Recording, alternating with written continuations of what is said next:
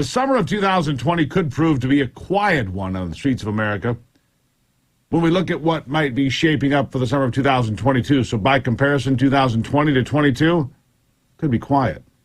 Far-left activists and their radical friends are in a frenzy right now. The recall of the fringe left-wing prosecutor in San Francisco and the emergence of a former Republican billionaire as the leading candidate to be the next mayor of Los Angeles, California. Well, the violent socialists are getting quite agitated, to say the least, and they're not willing to go quietly into the dustbin of history where they belong. They will end up there, don't worry, but it'll take a bit of a push by us. The attacks on pro-life organizations and their headquarters in recent weeks is the latest indication that the domestic terrorist arm of socialism is ready to fire up and go after anyone they don't agree with. The latest example came in the wee hours Wednesday when police arrested a California man in the neighborhood of Brett Kavanaugh, the Associate Justice of the Supreme Court. The suspect armed with a gun and on a mission to assassinate Kavanaugh in his home. And do you think these things happen by accident in a vacuum? Let me tell you, they don't.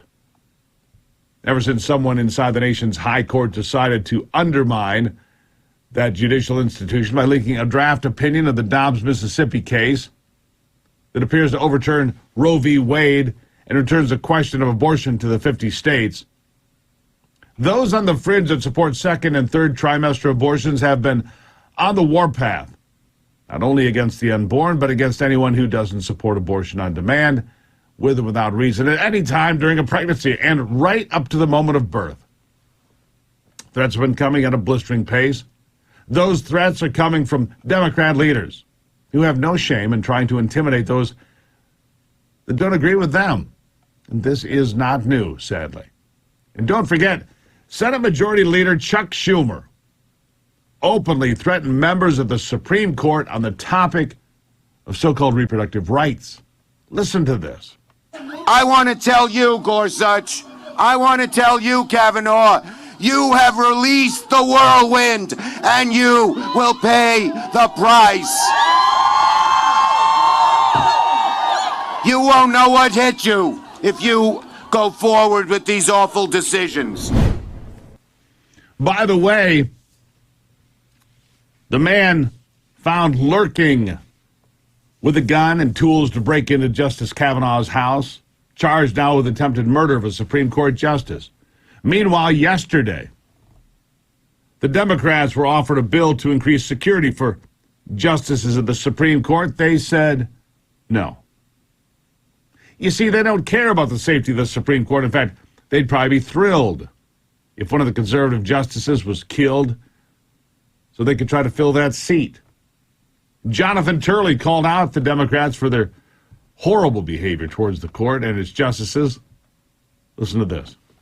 Well, first of all, our politicians need to understand that this type of rhetoric that we saw from Senator Schumer has consequences. We had Senator Shaheen saying that if the court reversed Roe v. Wade, there'd be a revolution. We've had other members who have used this overheated rhetoric. And that, I'm sure, is not intended to be a call to violence, but it can be heard in different ways. And I think the members have got to take that to heart.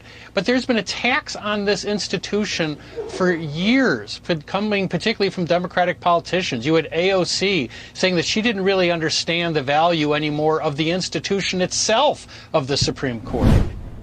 Yeah, that's exactly right. AOC doesn't understand the value of the Supreme Court.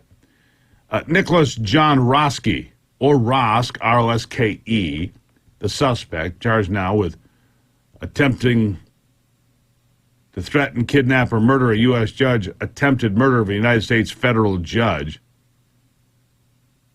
He came from California. Why? Because he's upset about the possibility that Roe v. Wade be overturned, and he wanted to do something about it. This is the result of the atmosphere presented and created by these radicals when they're told, well, you can burn down cities where there's no consequence for that. You can go into Seattle and take over whole neighborhoods. There's no consequence for that. People can be murdered and mugged and beaten and all of it And the violence will run wild, and there's no consequence for that. And now the Democrats reinforce that because they say they will not increase security for the justices of the United States Supreme Court. Now, remember when Jen Psaki, Little Red Lion Hood, said they didn't care that Supreme Court justices' home addresses were being posted and shared among those anti-abortion groups? She didn't care. It wasn't a big deal. Listen. These activists posted a map with the home addresses of the Supreme Court justices. Is that the kind of thing this president wants to help your side make their point? Look, I think the president's view is that there's a lot of passion, a lot of fear, a lot of sadness from many, many people across this country about what they saw in that leaked document. We obviously want people's privacy to be respected. We want people to protest peacefully if they want to protest. That is certainly what the president's view would be. So he doesn't care if they're protesting outside the Supreme Court or outside someone's private residence? I don't have an official U.S. government position on where people protest. We want it, of course, to be peaceful. Yeah.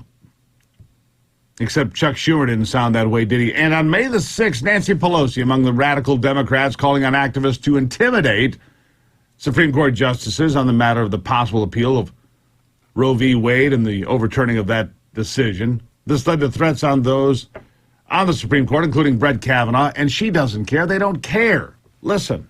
But this is, I think, a right now crisis for a lot of women in this country. What do we do for them right now? Yes, I think we have. I think you're absolutely right. We have to have clarity in what this draft decision means so that the final decision doesn't go that far. The Chief Justice has said this is authentic, but it is not final. I don't want to use the word authentic. It says real, but not final. So, again, Lincoln said public sentiment is everything. With it, you can accomplish almost anything. Without it, nothing. And women just have to weigh in.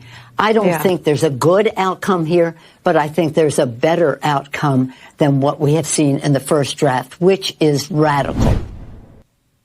Yeah. Radical. What's radical is allowing justices to be targeted and threatened, and you doing nothing about it, Nancy. That's what's radical. We'll leave that there for now. When we come back, the president, whatever there is of him, sat down with Jimmy Kimmel last night for a hard-hitting interview. Oh, yeah, it's quite something. I've got to share it with you. You know, I'm not proud to do it, but I have to do it to show you just how bad things are. And I'll give you an update on the new record gas prices that I have right here in my hand. Don't go anywhere. It's the Steve Gruber Show.